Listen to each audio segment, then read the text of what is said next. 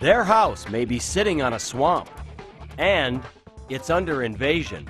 Frogs in the living room, kitchen, bedrooms. We'll unearth the problems and fix them, coming up on House Detective.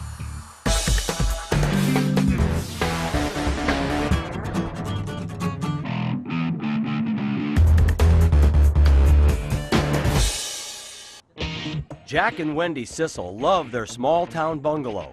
It's all about location. The thing that we like about the house is the proximity to work and family. We love the neighborhood. It was a wreck when Jack and Wendy moved in. Now their spare moments and money go into renovating and repairing their home. We did the roof, we did the windows, we did the hardwood floors, we did the vinyl floors. We've done just about everything you can possibly do, and we still have stuff to do. Jack is happy to do the grunt work. I like demolition. How about that?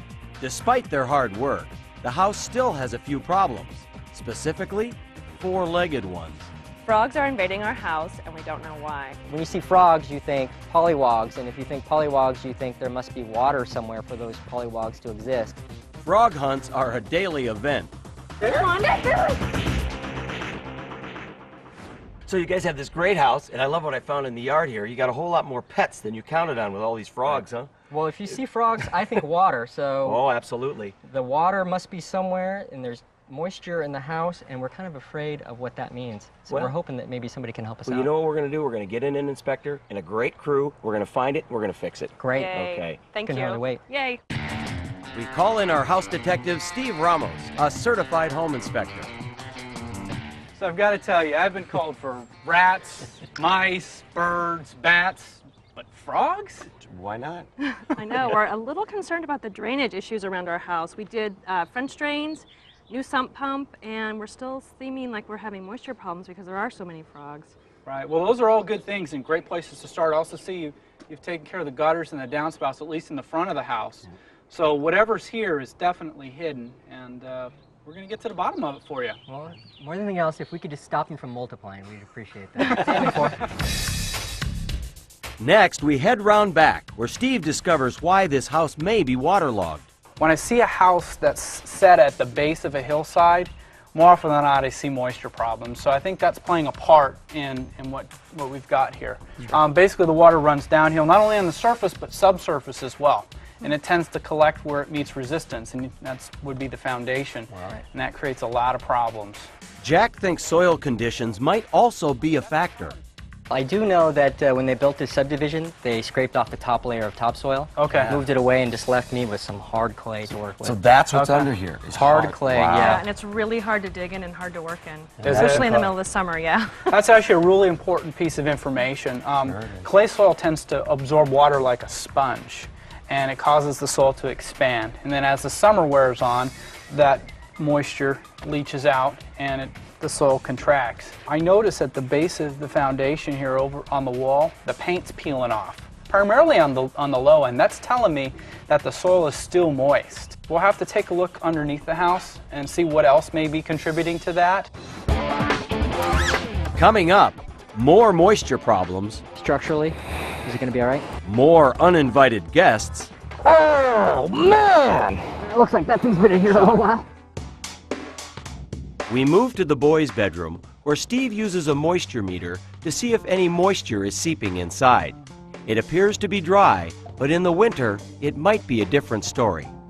During the winter, the masonry walls get wet from rain. They don't have insulation there, so that moisture wicks through the wall, it wets the back of the sheetrock, and mold begins to grow.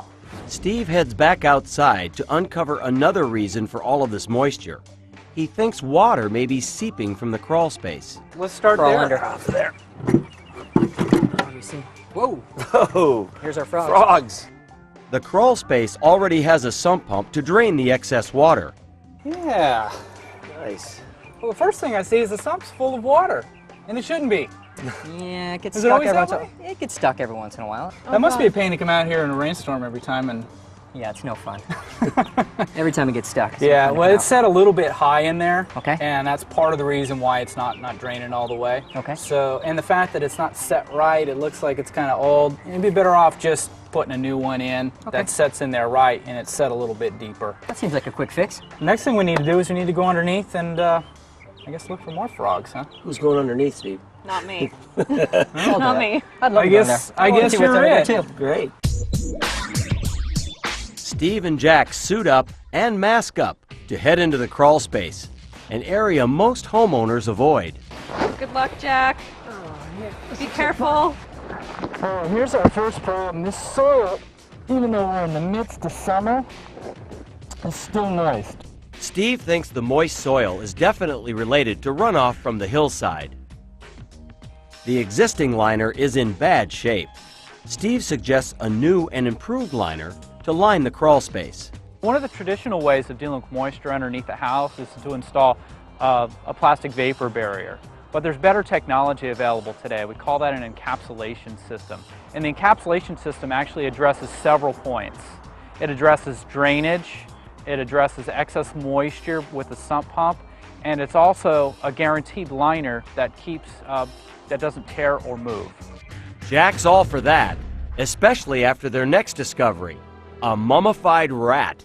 Oh, man! Looks like that thing's been in here a little while. That is absolutely disgusting. Looks like a dead rat. It's a dead rat for sure. You can tell by the tail. Okay. Now, how is this connected to your moisture problem? If you have no moisture down here yet, the rats won't come. Okay. They come here because there's a source of food Right. and there's a source of water. Okay. We take care of the water problem, you take care of the rats. Okay. Next, Steve finds clear evidence of water intrusion. There are water stains on the foundation posts indicating that the crawl space does flood. Keeping the water out will help. Steve recommends installing a sump pump and crawl space liner to prevent moisture and further damage. Combination of those two things, and with the drainage already got installed, you'll be golden. Great. Let's get started. Okay. Let's get out of here. Please. They've seen enough. Here you go. Okay, great. Evidence that we were actually in there. Steve brings out even more evidence of their crawl space adventure. Warning, you may want to close your eyes. That is gross.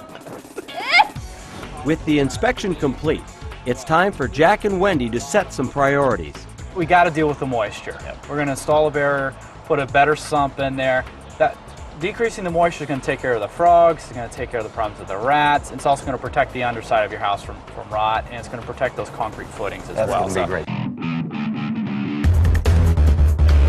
Our repair day begins on the Sissel home. The big job is the crawl space liner. We'll add a new sump pump to take care of a whole slew of problems. We'll install a porch hand railing and new GFCI receptacles. First, Jack and Wendy are getting the newest in dry basement technology, a vinyl encapsulation system. This isn't a do-it-yourself job. It takes a team. Hey, Jackie and Wendy, we got a really cool project we're doing today here. We got Brian and his Blue Man Group, and they're going to get into that crawl space, and they are going to get it dried out and get rid of those critters and get rid of that mildew and all that stuff down Great. there.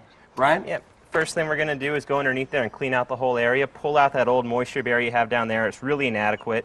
We're also going to replace that sump pump down there and put a better one in for you that's going to last a lot longer. And what we do is line the whole crawl space area, go up the foundation walls, and really seal off the whole area. And that's going to help reduce any kind of critters getting in there, deal with those frogs, but also stop any kind of moisture from rising up into the house and causing any kind of mold or mildew issues for you. Great. So no more rat carcasses for me? That's our goal. Great.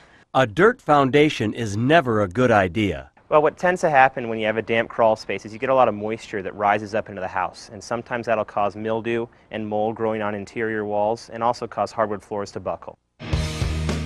The crew leaps into action. Wendy tells the kids why they can't join in. Now you also have to wear like a little mask over your face, and that protects you from everything underneath the house. It can be kind of icky under there. It's all very interesting until a strange blue hooded creature crawls out.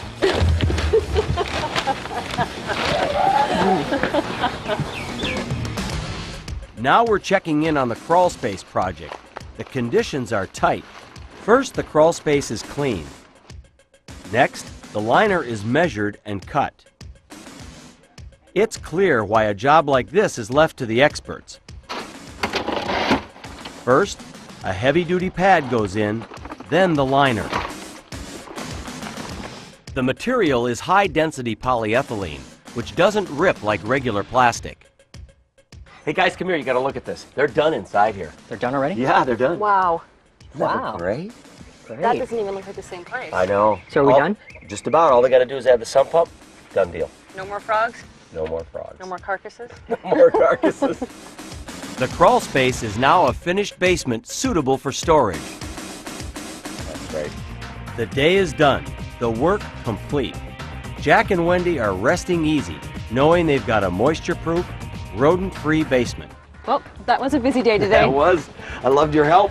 You guys were great help back there. Thank Fixing you. all this, doing all this work and helping out and back there. I love that Blue Man group. Yeah, Don't you love those guys? Yeah, they really did a good job under did a there. great I mean, job. it's so clean under there. No, I'm Everything excited. No else more is- carcasses. That's a good thing. I know. I No think more the boys are frogs. going to miss the frogs. You think so? I think they will. Well, we know we can probably get them back. Maybe they'll save one or two. Maybe they'll save one or two.